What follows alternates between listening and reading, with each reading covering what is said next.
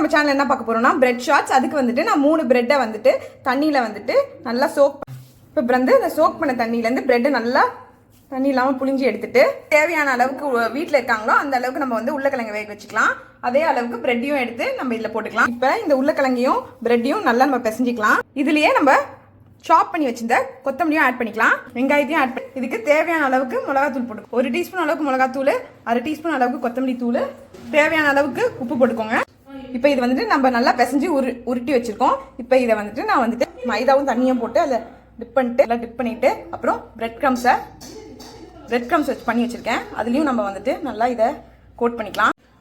இப்போ வந்துட்டு bread crumbs எல்லாத்தையும் நம்ம வந்துட்டு கோட் பண்ணிட்டோம். இதை நல்லா உருண்டை ஆக்கிட்டோம். இப்போ வந்துட்டு எண்ணெயில் போட்டு பொரிச்சு எடுக்க வேண்டியதுதான்.